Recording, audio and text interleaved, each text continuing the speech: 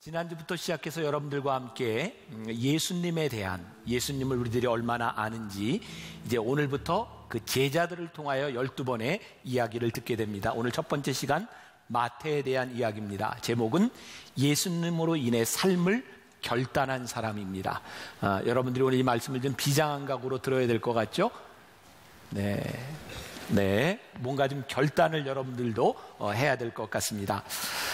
어떤 교회에서 있었던 일입니다. 어떤 성도가 목사님께 찾아와서 이런 질문을 하더랍니다. 목사님, 왜 예수님은 가룟 유다와 같은 사람을 선택하셨을까요?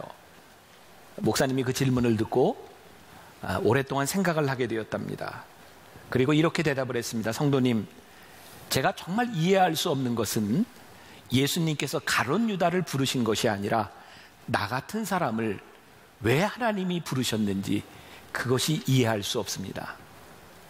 저는 오늘 이 말씀을 여러분들과 함께 나누면서 마태를 선택하신 예수님, 그 일이 아니라 오늘 우리를 부르신 예수님의 이야기가 우리들의 삶에서 결단이 되었으면 좋겠다는 생각을 합니다.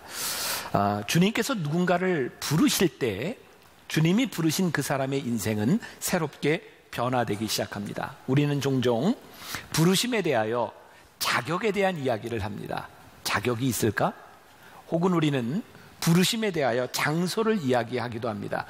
내가 부르심을 받는 장소는 어디일까? 그런데 예수님께서 부르시는 사람들은 자격이 있는 사람도 특별한 장소도 아니었던 것을 우리는 12번의 말씀을 통하여 깨닫게 될 것입니다. 우리가 잘 아는 부르심에 대한 이야기 가운데 하나가 출애굽기 3장에 나오고 있습니다. 유명한 모세를 부르신 모세의 소명장입니다. 하나님께서 모세야 부르셨던 그 자리는 모세가 하나님을 만나려고 갔던 자리가 아닙니다. 모세는 이전에 그랬던 것처럼 양을 치려고 호렙산에 올라갔습니다. 요즘 성지순례를 하면서 성지를 가면 빼놓지 않고 꼭 가고 싶은 장소 가운데 하나가 바로 모세가 부르심을 받았던 시내산입니다. 저희도 우리 교인들과 함께 갔을 때 한 번은 새벽에, 한 번은 오후에 올라간 적이 있어요. 새벽 2시에 출발을 해서 3시간 동안 열심히 올라가서 그 산 위에서 기도를 하고 해 뜨는 것을 보고 사진을 찍습니다. 근데 그 시내산에 올라가서 우리들이 사진을 찍고 이렇게 내려오지만 우리나라 설악산에 비교만 해도 시내산은 그렇게 볼 것이 있는 산이 아닙니다. 시내산에 올라간 사람들이 정점을 찍는 것은 그 추운 날 거기에 올라가서 사진을 찍고 거기에서 한국말로 쓰여진 사발면 하나 이렇게 끓여 먹고 이렇게 오면 굉장히 자부심도 생기고 한국의 위상도 생각하게 되죠. 여러분, 시내산, 모세가 부르심을 받았고 모세가 그곳에서 십계명을 받습니다. 그러나 사실 모세가 십계명을 받기 전, 모세가 부르심을 받기 전 아무것도 아닌 것 같은 돌산에서 모세는 하나님의 부르심을 받습니다. 그 장소가 우리들에게 의미를 가지기 시작한 것은 특별한 장소였기 때문이 아니라 모세가 부르심을 받은 장소이기 때문에 우리들이 기념합니다. 저는 오늘 여러분들에게 정말 중요한 도전을 주고 싶은데, 우리의 인생 가운데서 우리를 부르셨던 그 장소, 우리들이 기억할 수 있는 부르심의 장소가 우리들에게 있는가? 오늘 마태라고 하는 사람을 예수님께서 부르셨어요. 그가 세금을 받고 있었던 그곳에서 주님이 불러주셨습니다. 오늘 우리가 읽은 본문 말씀 가운데는 이 마태라고 하는 사람의 이름이 레위라고 기록이 되어 있습니다. 마태가 기록한 마태복음에만 마태라고 하는 이름을 쓰고 있고 누가복음과 마가복음에는 레위라는 이름을 쓰고 있습니다. 하나도 이상할 것이 없습니다. 레위였던 세리 마태는 부르심을 받고 난 후에 마태로 이름이 바뀌게 됩니다. 마치 베드로의 이름이 바뀌었던 것처럼 부르심을 받은 사람은 이름이 바뀌어집니다. 마태라고 하는 이름의 뜻은 하나님의 선물이라는 뜻입니다. 얼마나 귀한 이름입니까? 마태가 부르심을 받고 그의 이름이 하나님의 선물로 바뀌었습니다. 여러분, 마태는 세리였습니다. 그는 그의 인생을 하나님의 선물로 느낄 만큼 귀중한 존재가 아니었습니다. 오늘 우리가 읽은 본문 말씀 27절과 28절에 보니까 그 후에 예수께서 나가사 레위라 하는 세리가 세관에 앉아 있는 것을 보시고, 오늘 여기까지 말씀이 이해가 되시죠? 세관에 앉아 있는 것을 보시고 나를 따르라 하시니 그가 모든 것을 버리고 일어나 따르니라. 여기서 여러분들이 주목해야 될 단어 가운데 하나가 모든 것이라는 말입니다. 조금 이따 더 설명을 하겠지만 마태에게 있어서 그가 모든 것을 버리고 떠나갔다고 하는 것은 다른 제자와는 조금 더 다른 차원의 의미를 가지고 있는 것이기도 합니다. 마태의 직업이 뭐였다고요? 세리였습니다. 우리가 참 많이 들었습니다. 성경 안에서 이 세리라고 하는 것은 죄인과 동일시되는 그런 단어입니다. 왜일까요? 당시 이스라엘은 로마의 속국이었고 세리는 세금을 걷어서 로마에다가 갖다 바칩니다. 그런데 이 세리는 당연히 바쳐야 될 돈만 거두는 것이 아니라 얼마를 더 거두느냐에 따라서 로마에게 주는 것 말고 나머지는 자기가 착복을 하게 되어 있는 겁니다. 그래서 세리들은 이스라엘 사람들에게 있어서 자기 것을 갈취해가는 사람이라고 하는 의미였고, 그들은 거짓말을 일삼는 사람 혹은 비도덕적인 사람이었습니다. 우리나라 일제강점기를 한번 생각해 보세요. 우리들이 치를 떠는 사람들 가운데 하나가 일제의 앞잡이가 되었던 경찰 아닙니까? 아마 우리 역사에 남아있는 노독술이라고 하는 사람, 여러분들 암살이라고 하는 영화를 보셨죠? 거기에 보면 염석진이라고 하는 사람이 나오는데 그 사람을 이렇게 되게 좀 비슷하게 묘사한 것 같아요. 염석진이라고 하는 사람이 처음에 독립운동가였으나 그가 고문을 당하면서 그의 인생이 바뀌죠. 배신합니다. 참 신기하죠? 사람이 한번 배신하고 나니까 얼마나 더 잔인하게 나빠질 수 있는지를 보여줍니다. 여러분, 이 세리라고 하는 것이 어느 날 자기의 삶의 명예를 포기하고 내가 돈을 모으고 살겠다는 거예요. 내 가정을 위해서 돈을 모으겠다, 명예를 포기하고 나면 그 사람이 얼마나 나빠질 수 있는지 돈을 모으는 일에 전심전력하게 되죠. 멸시를 받는 것을 돈으로 보상받겠다고 살아가고 생각하는 세리들의 삶이 얼마나 피폐했겠습니까? 그런데 우리 주님께서는 그 세리를 부르셨어요. 성경의 세리는 어떤 사람과 같이 나오냐면 세리와 창기들, 그래서 죄인을 이야기할 때 세리와 창기들이라고 하는 말이 등장합니다. 몸을 파는 창녀들은 몸을 팔아서 돈을 법니다. 세리들은 자기의 영혼을 팔아서 돈을 법니다. 그것이 하나님 앞에 옳지 않다고 하는 죄인의 대명사가 되었던 사람들. 그런데 예수님이 그 세리를 부르셨어요. 이것이 무슨 의미일까요? 예수님께서 세리를 부르신 이 사건 30절 이하에 나와 있는 바리새인과 그들의 서기관들이 그 제자들을 비방하여 이르되 너희가 어찌하여 세리와 죄인과 함께 먹고 마시느냐. 예수님께서 세리를 부르심으로 인하여 문제를 일으키셨어요.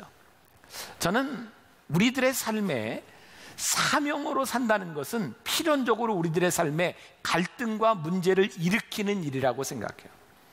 여러분들에게 묻고 싶은 것 중에 하나가 예수님께서 사명자로 사시며 이 세상에 갈등을 유발하셨던, 우리들이 주님의 사명자로 산다면 우리들에게서 어떤 갈등이 일어나고 있는가? 예수님께서 마태를 부르신 이 사건을 통하여 우리들이 깨닫는 것 중에 하나가 예수님께서 누군가의 인생을 부르시면 그의 인생이 바뀌어진다는 사실입니다. 또 예수님께서 그 사명을 다하셨을 때 예수님은 그 사명으로 인하여 어려움을 당하고 계셨다는 거예요. 오늘 30절에 보니까 종교 율법 지도자들과 그리고 율법에 박식했던 바리새인들이 예수님이 하시는 일을 듣고 이해할 수가 없는 거예요. 여러분, 율법 학자들과 종교는, 잘 들으세요, 늘 자격에 대해서 묻습니다. 만일 우리 교회에서 우리 교인들이 언제부터인가 저 사람이 자격이 있어? 라고 말하는 사람이 되었다면 우리는 율법적인 사람이 되어버린 것입니다.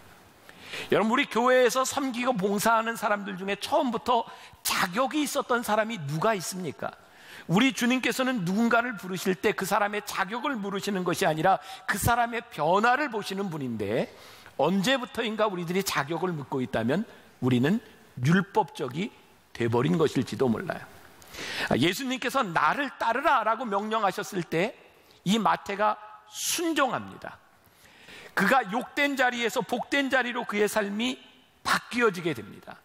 여러분, 예수님께서 나를 따르라 라고 말씀하셨을 때 예수님께서 교리를 막 설명해 주시고 삶의 원칙을 설명해 주시고 이것대로 살래, 예수님께서 그렇게 말씀하시지 않았습니다. 예수님은 나를 따르라고 말씀하십니다. 왜냐하면 예수님을 따르는 삶이 필연적으로 바뀌어질 것이기 때문입니다. 마태에게 있어서 예수님을 따른다고 하는 것은 모든 것을 버려둘 만한 가치가 있는 일이었어요. 그래서 지난주에 여러분들에게 밭에 감추인 보화에 대한 이야기를 잠깐 했는데, 어떤 사람이 밭에서 보화를 발견하고 그것을 감추어 두고 가서 전 재산을 팔아서 그 밭을 삽니다. 왜일까요? 밭에 보화가 있기 때문입니다. 우리가 예수님을 믿는다고 하는 것은 예수님을 따라갈 만한 우리들의 삶의 가치가 있다고 하는 것을 발견한 일입니다.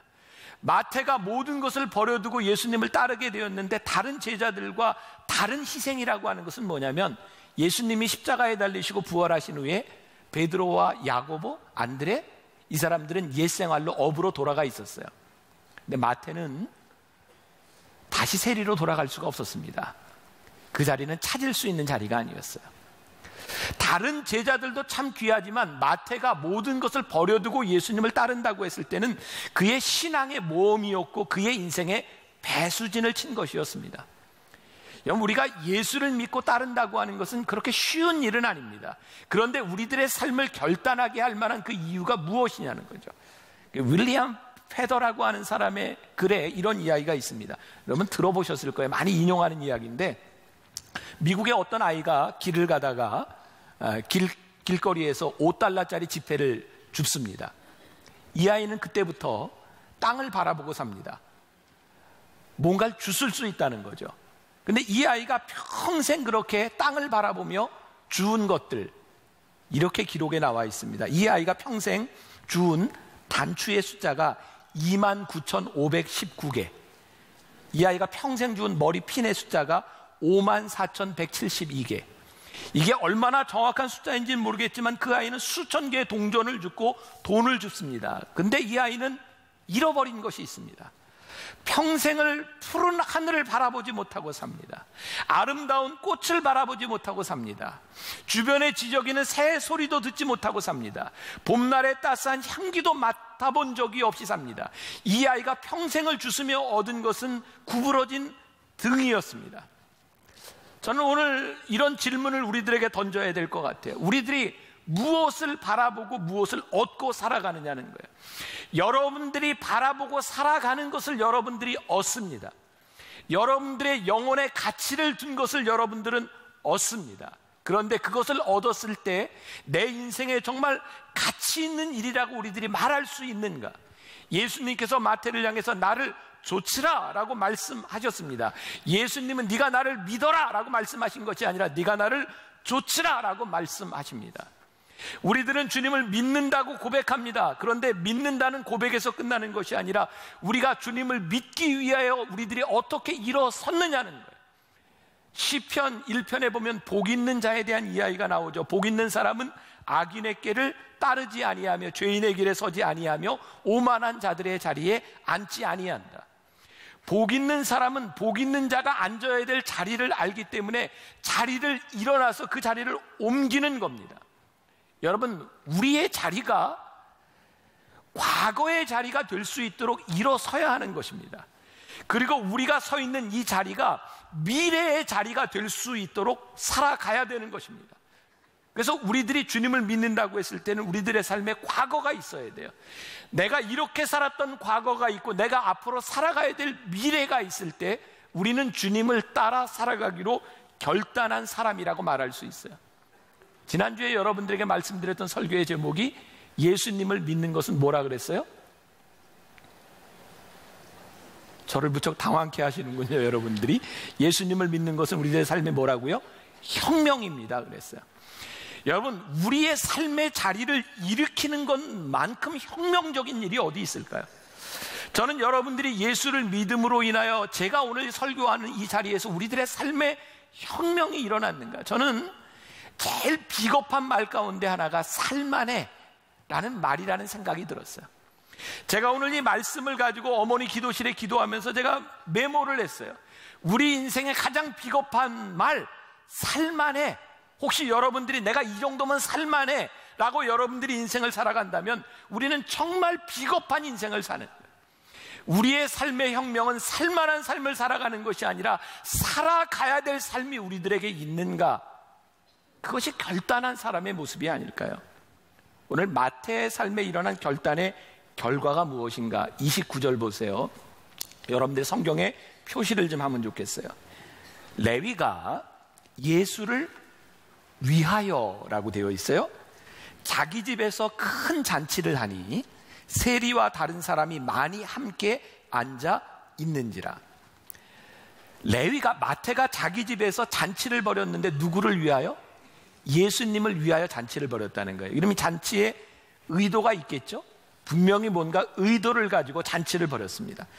그런데 이 마태가 의도적으로 잔치를 벌였는데 거기에 누가 모였냐면 세리와 다른 사람들이 많이 모였어요.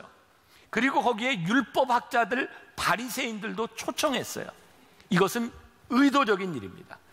그리고 이 잔치 자리에서 논쟁이 일어났어요. 이건 역시 의도적인 일입니다. 그가 잔치를 벌임으로 인하여 갈등이 일어났는데 그가 예수를 위하여 이 갈등을 유발했다고 하는 것으로 볼 때 마태는 예수님의 마음을 알고 있었어요. 예수님이 원하시는 것이 뭐냐면 이 잔치 자리에 세리와 많은 사람들이 함께하는 것이 예수님이 원하시는 일이라고 하는 것을 알고 있었어요. 마태가 잔치를 베풀었는데 그 잔치로 인하여 갈등이 생겼다는 거예요. 저는 여러분들에게 또 하나 말씀드리고 싶은 것이 있어요. 여러분들이 사명자로 살고 우리 교회가 제가 사명자로 살아간다고 하는 것은 필연적인 갈등을 유발할 수 있는 일이어야 한다는 거예요. 2주 전쯤이었던 것 같아요. 제가 쓴 글을 어떤 기자가 악의적인 것은 아닌데 제가 쓴 글의 의도와는 상관없이 그 글을 신문사에 올렸어요. 아주 자극적인 제목을 가지고 올렸어요. 그 제목과 제가 쓴 글의 의도는 반대였어요. 신문사에 연락을 해서 그 글을 내려두든지 아니면 제목을 고쳐달라고 요청을 했어요. 저도 요즘은 말을 하는 것이나 글을 쓰는 것이 참 조심스럽습니다. 어디에나 다 드러나기 때문입니다. 제 아내가 저한테 뭐라고 이야기를 합니다. 왜 인생을 그렇게 힘들게 사냐고, 왜 논쟁의 중심에 서려고 하냐고, 제발 그렇게 하지 말라고. 제가 그 이야기를 듣고 곰곰이 생각해 보았습니다. 나는 어떻게 살아야지? 우리는 인생을 쉽게 살 수도 있습니다. 논쟁을 유발하지 않거나 갈등을 유발하지 않을 수도 있습니다. 그런데 갈등과 논쟁을 유발하지 않기 위해서 사는 것은 하나님이 나를 부르신 일은 아니라는 생각이 들어요. 여러분, 제가 하는 일과 여러분들이 하는 모든 일들이 옳다라고 하는 것이 아닙니다. 그러나 한 가지 분명한 것은 우리들이 하는 일이 부르심이 사명이라는 것이 분명해질 때면 우리들이 갈등을 무서워하기 때문에 사명을 저버려서는 안 된다는 일이에요. 여러분, 마태가 잔치를 벌임으로 인하여 갈등이 유발됐어요. 근데 여러분들 생각해 보세요. 마태가 지금 예수님과 바리새인들 사이에 논쟁이 일어나는 것을 바라보면서 내가 왜 이런 짓을 했을까 후회하고 있을까요? 저는 제 마음에 그려지는 것은 마태가 무척 기뻐했을 것이라는 거예요. 바리새인들과 예수님 사이에 논쟁이 벌어지고 이 잔치 안에서 이런 이야기가 오고 가는 것을 바라보며 마태는 즐거웠을 것이라는 거예요. 왜? 예수님이 원하시는 일이었기 때문이죠. 여러분, 우리가 사명으로 산다는 것은요, 힘든 일입니다. 갈등이 있는 일입니다. 그런데 우리들 속에 즐거움이 있는 일입니다. 만일 여러분들의 삶의 사명자로 살아가며 부르심에 대한 즐거움을 잃어버렸다면 여러분들은 사명도 잃어버리는 것일 수 있어요. 예전에 많이 불렀던 복음성가가 있습니다. 이게 존 피터슨이라고 하는 사람이 많은 곡을 썼는데요, 어렸을 때 제가 불렀던 찬양인데 일부 때는 잘 모르더라고요. 오 아름다운 날, 즐거운 날, 내어이 잊으리요. 어둠 속에서 헤매던 나 주 예수님 만났네. 얼마나 다정한 친구인지 부족함 전혀 없네. 어둠 물리친 구 기쁨으로 가사가 틀리네요. 하늘 영광 내 맘에 넘치네. 주 십자가로 구했네. 나 죄 사함 받고 생명 길을 찾아 하늘 영광 내 맘에 입히네. 여러분, 제가 이렇게 헤매는 걸 보면서 즐기는 건 나쁜 거예요. 같이 불러줘야지. 제가 옛날에 불렀던 그 가사하고 좀 틀린데, 저에게 이 말씀을 부르면서 떠오른 거예요. 마태의 모습이 이런 모습이 아닐까. 하늘 영광 내 맘에 임했네. 기뻤을 것 같아요. 그가 자기 돈을 들여서 잔치를 벌이고 내가 갈등을 유발한 것 같지만, 그는 이전의 삶에 대한 이별의 잔치로, 내 삶에 대한 결단의 잔치로, 그리고 사람들이 보는 앞에서 내 믿음을 공중 고백한다고 하는 것이 그에게 얼마나 즐거운 일이었을까. 오늘 여러분들에게 여러분들을 부르시는 주님 앞에 이 즐거움이 있는가? 하늘 영광 내 맘에 임했네. 예수를 믿는 사명의 삶이 우리들에게 이렇게 즐거운 일인가? 오늘 이 부르심의 사건을 통해서 우리는 예수님에 대한 아이덴티티, 정체성에 대하여 논란을 일으키고 있는 것을 보게 됩니다. 예수님의 정체성에 대해서 묻습니다. 바리새인들과 서기관들이 당신은 누구이기에 세리와 죄인들과 함께 먹습니까? 그랬더니 예수님께서 하시는 말씀이, 건강한 자에게는 의사가 쓸데없고 병든 자에게 의사가 쓸데있는 것처럼 나는 의인을 부르러 온 것이 아니라 죄인을 부르러 왔다. 또 바리새인들과 서기관들이 예수님의 제자들을 보며 너희들은 왜 이렇게 먹고 노냐, 즐거워하느냐는 거예요. 예수님께서 말씀하십니다. 아니, 손님들과 함께 신랑이 있는데 우리들이 왜 즐거워하지 않으랴. 자, 예수님의 정체성 첫 번째가 무엇입니까? 왜 세리와 죄인들과 함께 하느냐는 거예요. 그런데 여기에 중요한 정체성이 있는 거예요. 오늘 하나님을 믿는 믿음의 공동체로 불리움을 받은 우리 교회의 정체성, 오늘 우리들이 바리새인들과 서기관들처럼 우리들이 왜 죄인들과 함께 있습니까? 이 자리를, 이 예배의 자리를 죄인들에게 내어놓지 않게 되었다면, 아니 마치 우리가 의로운 것처럼 우리는 의로워서 너희들과 함께 할 수 없어 라고 이야기하며 이 교회 공동체에 죄가 고백되지 않는다고 하면 우리의 신앙이 뭔가 지금 잘못되어 가고 있는 것이라는 거예요. 예수님은 아주 명백하게 구별하셨어요. 죄와 죄인을 구별하셨어요. 예수님은 죄를 용납하시지 않았습니다. 죄에 대해서 무섭게 질책하셨습니다. 그러나 죄인들에 대하여 주님은 용납하셨습니다. 예수님의 별명이 있어요. 죄인들의 친구였습니다. 오늘 우리 교회가 얻어야 될 별명이 무엇입니까? 죄스러운 것이 아니라 죄인들의 친구가 되지 않는다면 우리는 바리새적이고 율법적으로 변해버렸는지 몰라요. 언젠가 제가 설교하고 곤욕을 치른 일이 있어요. 제가 동성연애에 대한 이야기를 한 적이 있어요. 우리 교인들은 다 이해를 하는데 이 방송을 보고 이해하지 못하는 사람들이 있어요. 제가 여러분들에게 동성연애를 찬성했습니까? 아니에요. 성경은 동성연애에 대해서 죄라고 말씀합니다. 그러나 우리 주님께서 동성연애로 인하여 힘들어하는 사람이 있다면 그들이 죄인이기 때문에 너희들 오지 마라 이렇게 말씀하시지 않았을 것 같다는 거예요. 여러분들이 잘 아는 연예인 중에 하나, 처음으로 자기를 커밍아웃 했던 연예인이 있어요. 동성연애자로 산다는 게 너무너무 힘들었다는 거예요. 그래서 너무 힘든 가운데 어렸을 때 믿었던 예수님을 생각하며 교회로 찾아갔는데 이미 자신을 커밍아웃한 상태에서 교인들은 자기를 다 알고 있었는데 아무도 교회에서 자기를 환영해 주지 않더라는 거예요. 자기가 있을 자리가 아니더라는 거예요. 그는 슬퍼하며 교회를 떠났습니다. 그 사람은 지금 다른 교회를 다니고 있어요. 저는 오늘 그런 질문을 던져봅니다. 우리 주님께서 나는 세리와 죄인들의 친구라고 말씀하셨을 때 교회가 해야 되는 일이 무엇일까? 오늘 우리가 마치 바리새인들과 율법학자처럼 예수님을 향하여, 교회를 향하여 왜 교회는 죄인들과 함께 하느냐라고 손가락질하고 있다면 어쩌면 우리는 사명을 떠나간 공동체가 되었을지 모릅니다. 저는 죄와 죄인을 구별할 수 있을 때 교회는 교회다울 수 있다고 생각해요. 교회의 타락은 교회가 종교적이 되는 거예요. 우리들 스스로의 죄를 인정하지 않으면서 죄인들이 이 가운데 올 수 없다고 생각하는 것, 그것이 교회의 타락이라고 생각해요. 오늘 또 하나의 질문을 합니다. 왜 예수님과 제자들은 먹고 마시는 겁니까? 바리새인들과 율법학자들은 신앙을 지키기 위해서 굉장히 금욕적인 생활을 했던 것 같아요. 그들은 금식도 자주 했어요. 근데 굉장히 중요한 것이 있습니다. 예수님께서 무섭게 질책하셨던 것 중에 하나가 그들이 율법을 지키며 금식하는 사람들인데 금식하는 티를 내는 사람들이었어요. 왜? 금식을 하면 티를 내려면 어떻게 해야 될까? 금식하고 힘든 척을 해야 돼요. 얼굴도 좀 씻지 말아야 돼요.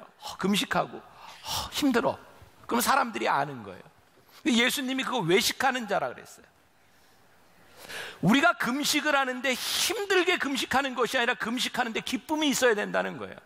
내가 주님을 믿는데 기쁨으로 금식해야 그것이 의미가 있는 일이지, 우리를 극기하며 금욕적으로 살아가는데 신앙의 의미가 있는 것이 아니라는 거예요. 우리가 예수를 믿는 것이 사명자로 살아간다는 것이, 우리들이 기도한다는 것이 지겨운 노동이 아니라 억지로 해야 되는 일이 아니라 우리들에게 기쁨이 되어야 된다는 거예요. 왜? 주님이 우리와 함께 하시기 때문이죠. 그런데 이 바리새인들과 율법학자들은 그것을 이해하지 못했다는 거예요. 마태는 예수님을 따르고 난 후에 그는 예수님을 위하여 잔치를 벌입니다. 우리들의 삶에 잔치가 벌어지는 것, 이것이 얼마나 귀한 일인가. 지금 하버드 대학에 지금 이제 은퇴를 했죠. 신학자로 세속도시라는 책을 쓴 유명한 하비 콕스라는 사람이 있습니다. 그는 그 세속도시에서 이런 예언을 합니다. 앞으로 기독교는 붕괴될 것이다. 붕괴의 이유는 과학이 발달되고 산업화가 되기 때문이 아니라 기독교 내부에서부터 문제가 일어날 것이다. 이 하비 콕스는 Fire from Heaven이라고 하는 우리 한국교회의 부흥을 보면서 놀라운 책을 쓰기도 한 사람입니다. 지난주에 여러분들에게 소개해드렸던 왜 교회는 예수님의 세족식을 왜곡했을까에 보면 이 하비 콕스에 대한 이야기가 나와요. 하비 콕스가 하루는 그리스도인들 가운데 의사나 이런 치료사나 굉장히 이렇게 지적인 사람들을 한 600명쯤 모인 자리에서 설교를 하게 되었답니다. 하비 콕스가 마태복음 9장을 가지고 설교를 합니다. 마태복음 9장은 어떤 말씀이 나와 있냐면, 예수님께서 회당장 야이로의 딸을, 죽은 야이로의 딸을 고치려 가시는 도중에 12해를 혈루병으로 앓았던 여인이 예수님께 다가옵니다. 예수님 주위에는 많은 군중들이 있었고요, 이 여인이 예수님께 감히 다가갈 수 없는 상황에서 예수님의 옷자락을 만졌습니다. 그리고 예수님이 말씀하시죠. 누가 나를 만졌느냐? 예수님의 능력이 나갔다는 거예요. 하비 콕스가 이렇게 물었답니다. 600명의 사람들에게, 여러분, 여기에 나오는 딸을 생각하는 야이로 아버지의 마음과 예수님을 둘러싸고 있는 군중들의 마음, 그리고 예수님 앞에 나와서 12해를 혈루병으로 앓았던 예수님의 옷을 만졌던 여인의 마음, 그리고 예수님의 마음, 이 넷 중에 여러분들은 어떤 마음에 공감이 가십니까? 어떤 마음이었는지 몰라요. 근데 어떤 마음에 공감이 가십니까? 라고 물었더니 600명 중에 300명의 사람이 야이로의 마음에 공감이 간다는 거예요. 아마 부모님이라면 잃은 자식을 살리려고 하는 마음, 그리고 혈루병으로 앓고 있던 이 여인에 대한 마음에 100명이 공감을 했답니다. 그리고 6명의 사람들이 예수님의 마음에 공감을 했고 군중의 마음에 공감한 사람은 한 명도 없었답니다. 하비 콕스는 이야기합니다. 이런 류의 시험을 계속하다 보니 놀라운 일을 발견하게 되었는데, 예수님의 심정을 이해하려고 하는 그리스도인들이 1%밖에는 되지 않는다는 거예요. 우리는 예수님으로 인하여 일어났던 기적을 이야기합니다. 예수님으로부터 일어났던 번영을 이야기하고 우리들이 받았던 축복을 이야기하는데 그 예수님의 마음을 이해하려고 하지 않는다는 거예요. 저에게는 이런 무서운 생각이 들었어요. 우리들에게 찾아온 이 놀라운 번영이 교회의 몰락이구나. 예수님의 놀라운 기적을 바라보며 예수님을 둘러쌌던 수없이 많은 군중들의 마음이 예수님의 마음을 알지 못할 때 예수님을 따라다니지만 예수님과 얼마나 다를 수 있는지를, 오늘 우리들의 중요한 우리를 부르신 가운데서 마태의 위대한 결단은 그가 예수님의 마음을 알았다는 거예요. 그가 예수님의 마음을 알므로 인하여 그가 잔치를 베풀었다는 거예요. 누구를 위하여? 예수님을 위하여. 알렉산더 화이트라고 하는 사람은 마태에 대해서 이런 이야기를 합니다. 마태가 예수님을 따라 나서면서 그는 과거 직업으로부터 딱 두 가지를 가지고 왔다. 잉크와 펜. 여러분, 마태마가 누가 요한복음 사복음서 중에 마태복음의 특징 중에 하나는 유난히 돈에 대한 이야기가 잘 기록되어 있다는 거예요. 세금에 대한 이야기, 돈에 대한 이야기, 예수님의 비유를 잘 기록했습니다. 근데 예수님께서 마태를 쓰신 것은 그의 펜과 잉크뿐이 아니었습니다. 그의 과거의 경험과 지식을 쓰셨어요. 마태는 돈에 대한 이야기를 마태복음에서 잘 기록하고 있습니다. 저는 우리들의 삶의 결단을 위대하게 만드는 것 중에 하나가 우리들의 삶이 과거가 되게 할 때 과거를 다 버리는 것이 아니라 과거의 모든 경험조차 하나님이 우리를 쓰신다는 거예요. 우리들의 영혼이 돈을 찾아 빈곤하게 살았을지 모르지만 이 영적 빈곤에서 주님을 만났을 때 우리들의 삶이 사명자로 바뀌어질 때 우리들이 풍요로운 삶을 살아갈 수 있다는 거예요. 마태는요, 순교합니다. 근데 에티오피아와 아라비아까지 복음을 전하다가 T자형으로 생긴 십자가에 죽습니다. 그가 십자가에 죽었으므로 그의 인생이 실패인가요? 그는 즐겁게 그의 사명의 길을 갔다고 생각해요. 예수님께서 마태를 부르셨을 때에 그가 예수님을 위하여 잔치를 베풀고 그가 T자형의 십자가에 못 박혀 죽였다고 하는 이 일은 우리들에게 동일한 결단과 우리들에게 동일한 질문을 하는 겁니다. 예수님이 여러분들을 부르실 때 여러분들은 어떻게 살아가시겠습니까? 예수님의 마음을 우리들이 알게 되었을 때 마태가 의도적으로 잔치를 베풀었던 것처럼 우리는 예수님의 마음을 알기 때문에 우리들이 의도적으로 할 수 있는 일이 무엇일까요? 우리가 예수님의 부르심을 받기 전에는 사라지는 인생을 살았어요. 그래서 살아가는 거예요. 사라지는 거예요. 살만하게 사는 겁니다. 근데 예수님이 우리를 부르심으로 인하여 우리들의 삶이 어떻게 살아가느냐에 되는 거예요. 살만한 것으로 그치는 것이 아니라 내가 전심을 다하여 할 수 있는 일이 무엇인가. 저도 오늘 이 말씀을 붙들고 기도하며 똑같은 질문을 물었어요. 하나님, 제 삶에 대충 살만하게 사는 것이 아니라 제가 전심으로 해야 하는 일이 무엇일까요? 저에게는 이런 대답이 왔어요. 하나님이 저를 설교자로 이 강단에 부르셨으므로 저는 전심을 다해 말씀을 준비하겠습니다. 그냥 대충 준비하는 것이 아니라 제 삶에 전심을 다하여 말씀을 준비하겠습니다.